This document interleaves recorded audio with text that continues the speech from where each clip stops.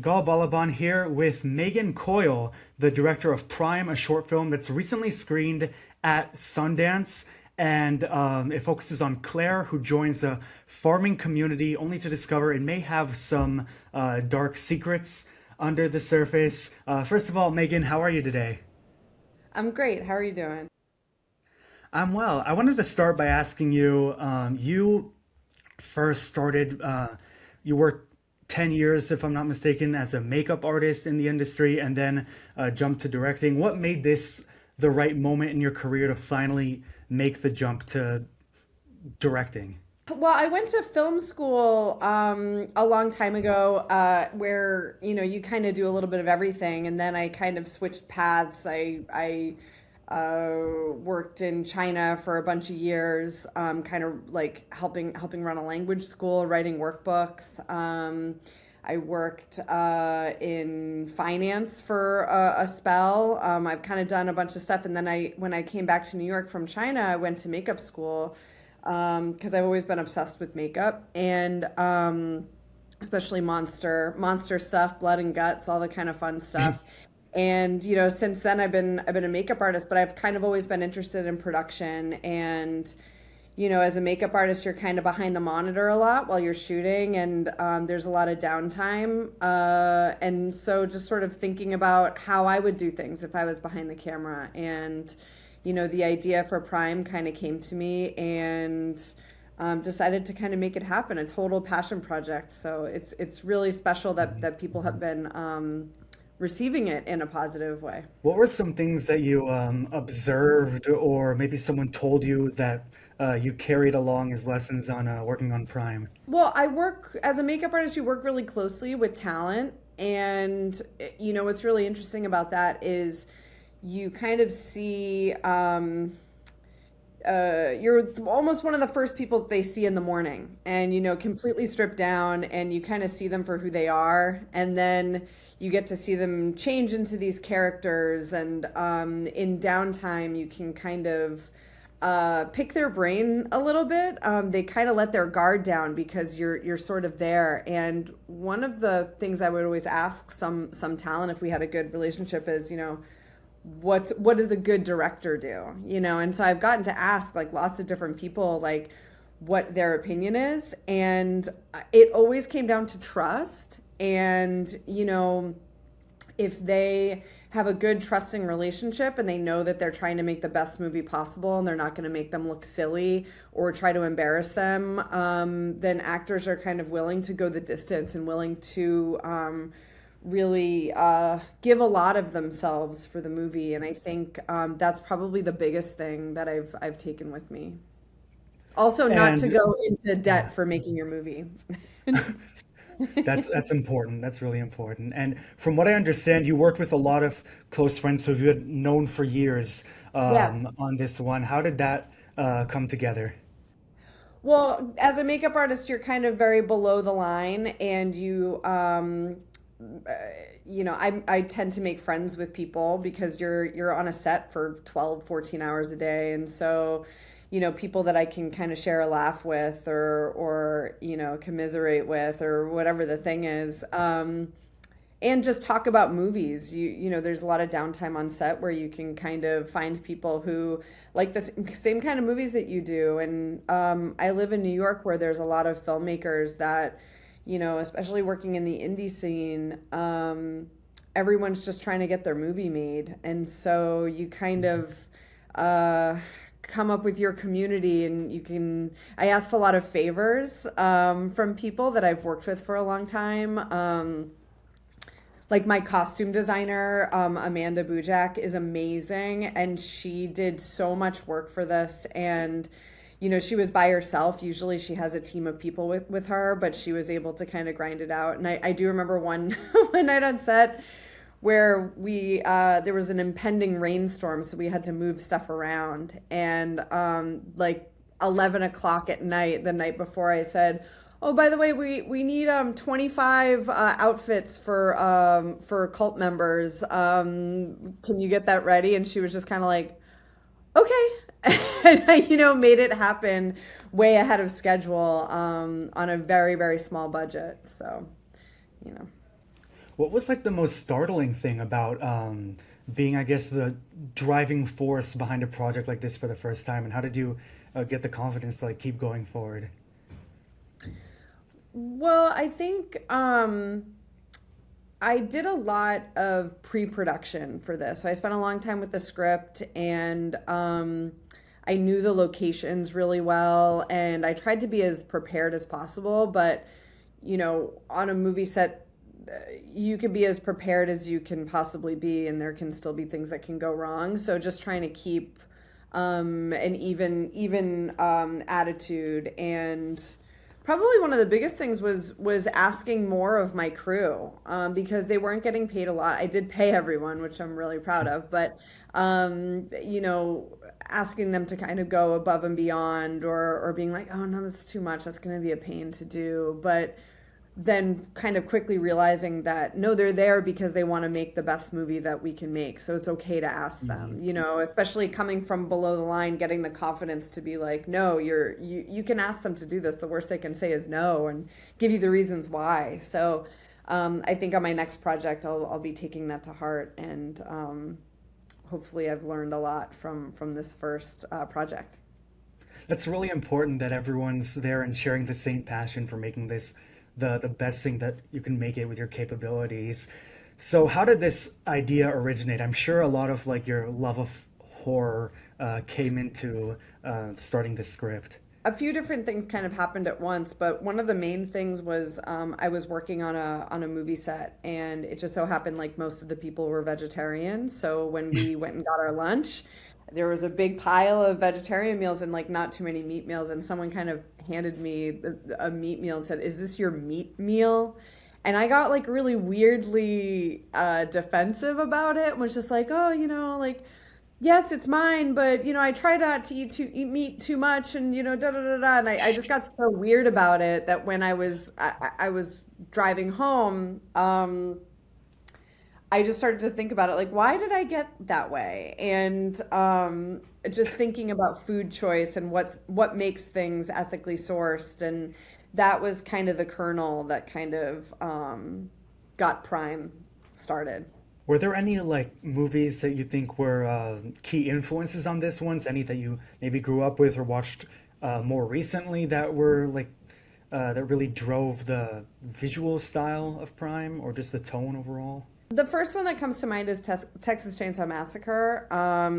I think, you know, I love that movie so much, and it's one of the first horror movies I saw growing up. And, a lot of it happens during the day. And it's also like one of the most like pro-vegetarian movies that you can you can watch, especially that scene around the dinner table towards the end. And Midsommar, because it's another daytime horror, and I love that movie. That's the one I kind of deduced from a lot of Yeah, who's in the yeah, middle part for sure. yeah. I think you know any daytime horror is great, and the vistas in that movie are gorgeous. And so to kind of Mhm. be surrounded by all this natural beauty, but there's something kind of more sinister happening, I think that's probably like a big influence. There are lots of green fields and stuff like that.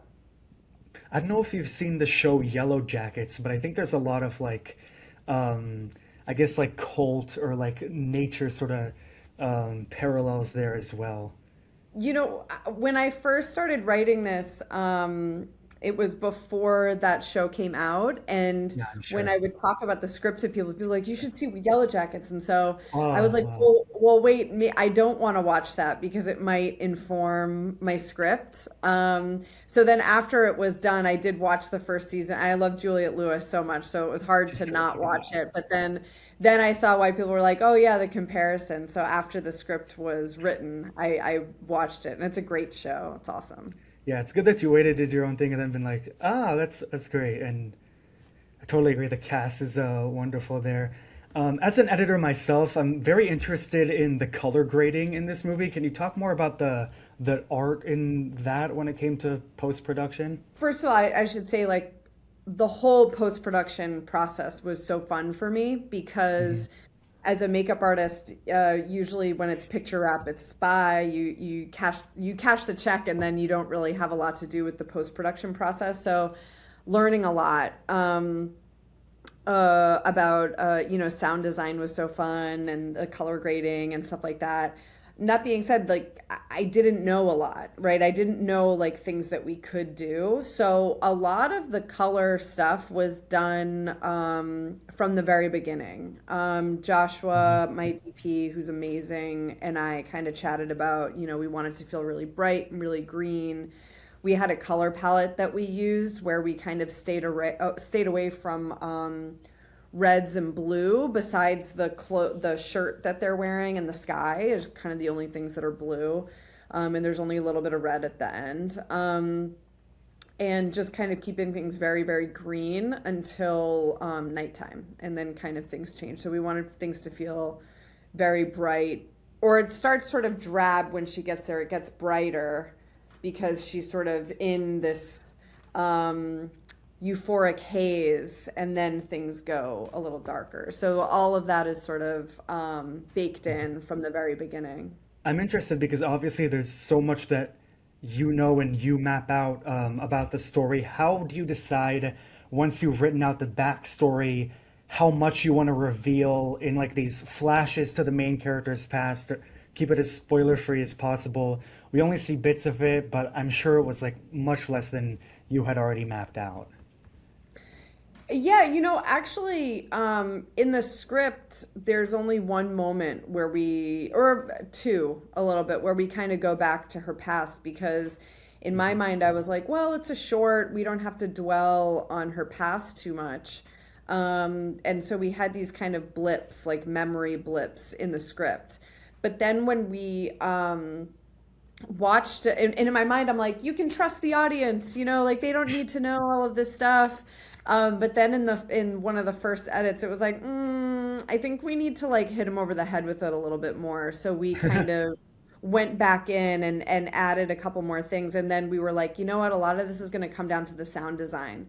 So we had a lot of fun with the sound design, with that, with the car crash and those sorts of noises. And I was very lucky because I had worked with Mickey Sumner before on a film like a year before, and she agreed to do the voiceover for Claire's mom.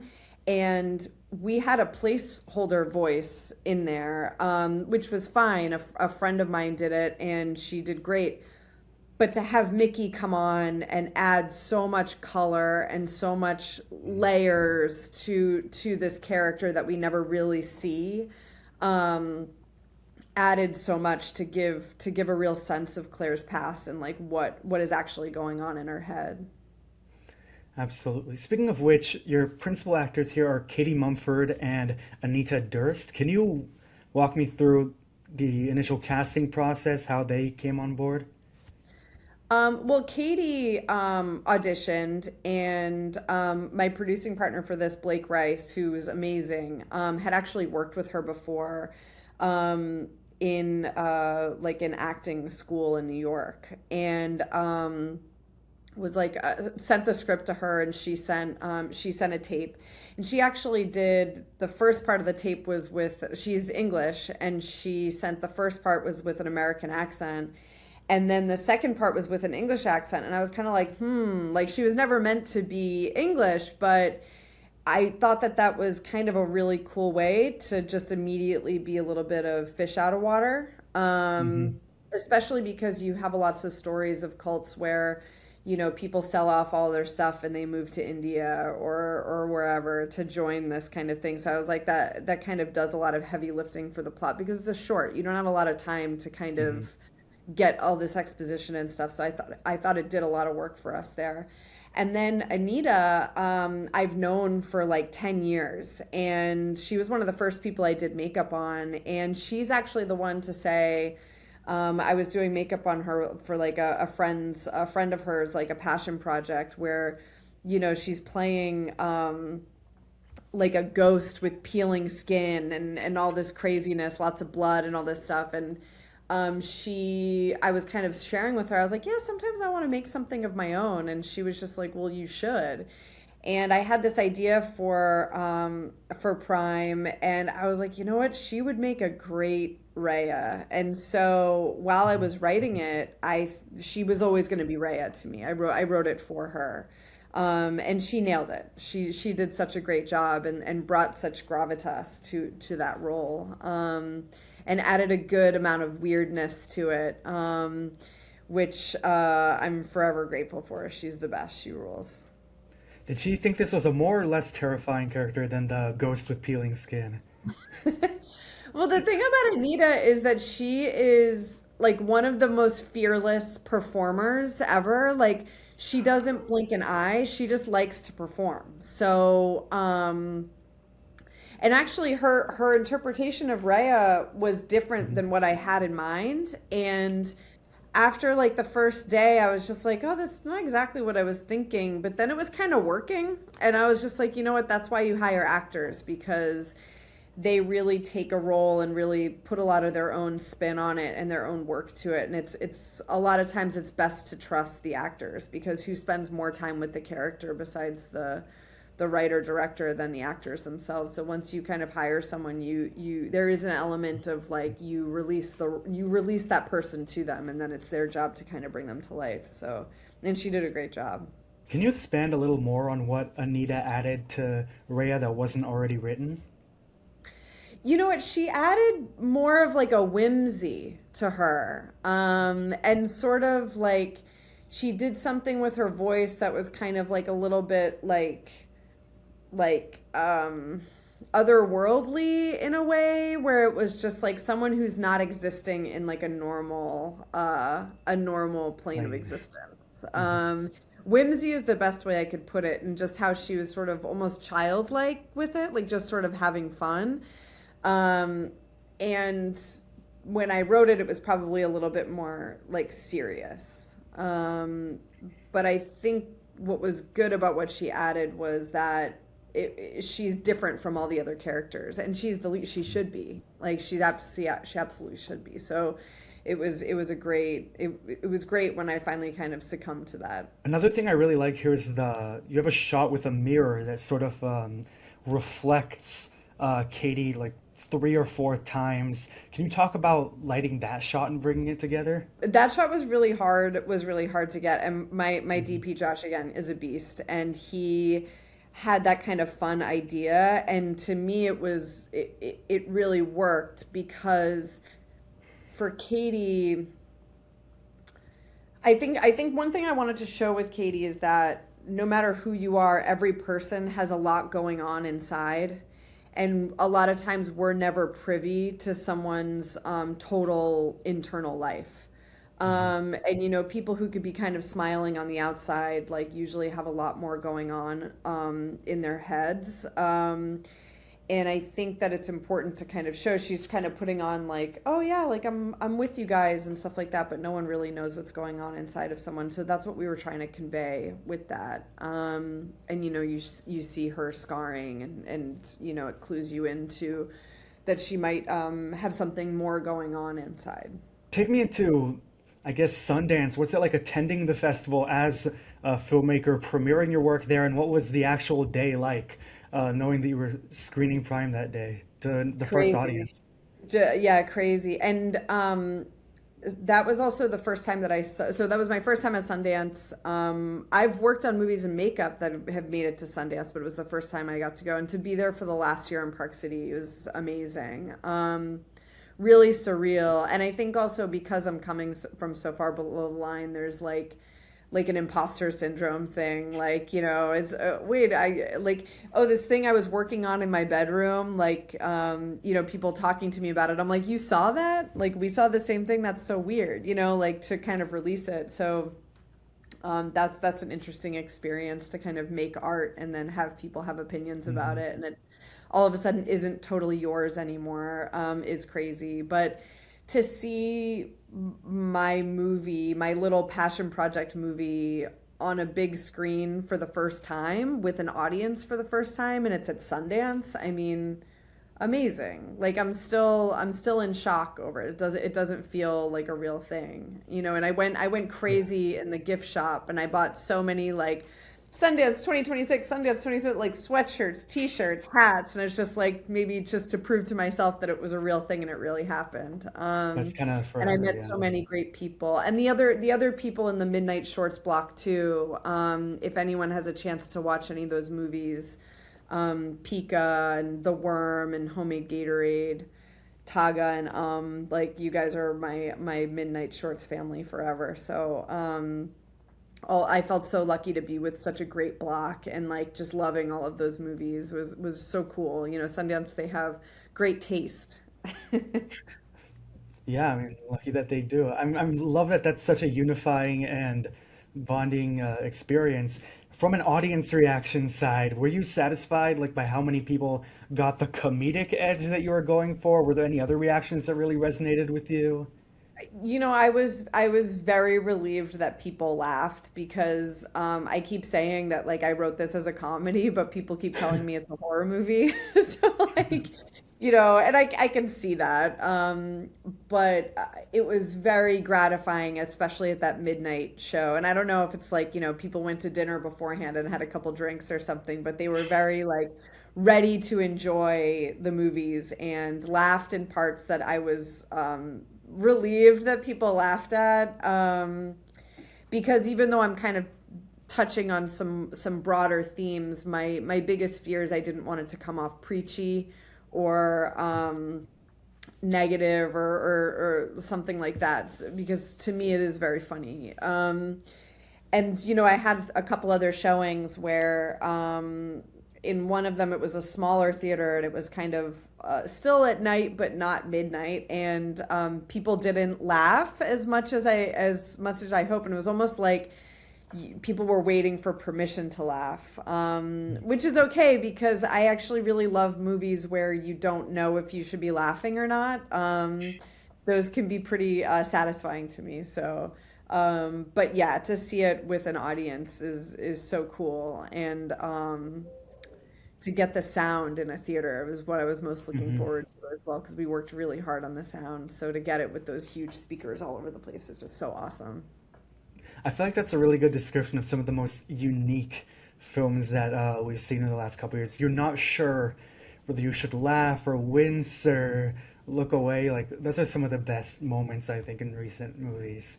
Um, and then to wrap up, what's next for you? Are there any movies or shows or even books, music that have inspired you lately? I'm trying to think of the last movie I actually watched. And it was like it was the Being Eddie, the Eddie Murphy documentary. I just watched that like a week ago on Netflix. I am I like, love Eddie Murphy so much, and especially like you know, I remember one of the first movies I was obsessed with was Coming to America when I was really little, and just being so blown away about the makeup with that. oh, for So, sure. and he's just such a great. I just still think he's just so funny and awesome, and I hope that he keeps making movies. So that was kind of the last movie that I actually watched. Yeah, Coming to America is also my favorite Eddie Murphy still. Maybe that or Beverly Hills Cop. I just watched that documentary like a week ago, and like as much as I'm a fan of him, I still felt like I was learning new things about different points in his career. The movies, I was just thinking the movies that I did watch were like some of the other shorts for Sundance Oh, too. wonderful. That I think one thing that's really cool is like usually people don't give shorts a chance, but I saw some really amazing stuff. Like this guy, Stephen Neary, did Living with a Visionary, this animated short that really just takes your heart out of your chest and like pummels it. It's so good. And my friend Malin did this short called Sauna Sickness that was in the same block as Stevens, and I can't wait. I hope that that's a feature so badly. It's so good. And I had actually met her doing makeup on her like 8 years ago. So Mhm. to be there, to be at Sundance both as directors was really special. Um, she rules. I can't wait to see what she does. And I think you also asked what's next for me, and I hope to turn Prime into a Yeah. feature. So That's actually that's what I what was about to ask, is could yeah, this turn yeah. into something longer?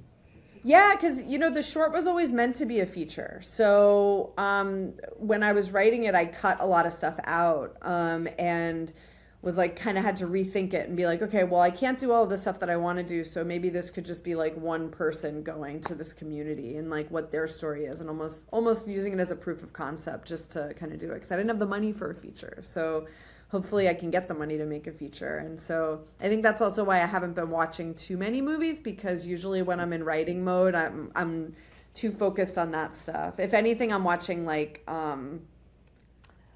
old episodes of Mad Men, or I love Bravo and like the reality television, because it's the only time that I can turn off my makeup brain. Um so like those are probably, I would say guilty pleasure, but I don't feel guilty about watching those at all. But it's like something that you can kind of turn on. It's just like popcorn stuff, and um that, you know. But yeah, I hope to make it into a feature, and I hope people are as excited about the feature as I am. Well, I'll absolutely be there when Prime the feature film is ready. And thank you Great. so much, Megan, for your time. I really appreciate it. Thank you, and I love your blog. I wanted to ask you, because Hmm. it's film toppings, and I know you love Yeah. pizza. What's your favorite pizza topping? People are always really disappointed when this find this out. I'm not the biggest toppings guy, but pesto, I guess. This is so lame, but pesto. Okay, that's not lame. Pesto's delicious. I enjoy pesto on pizza every now and then. Yeah, actually, I just had a really great pizza that was, it was like, it wasn't like it was like half white pizza, but it still had Oh my some God. tomato sauce and pesto, and then it had some sausage on it, and it was very good. Okay, this sounds really interesting. It was a I it was a would good love to find pizza. something similar.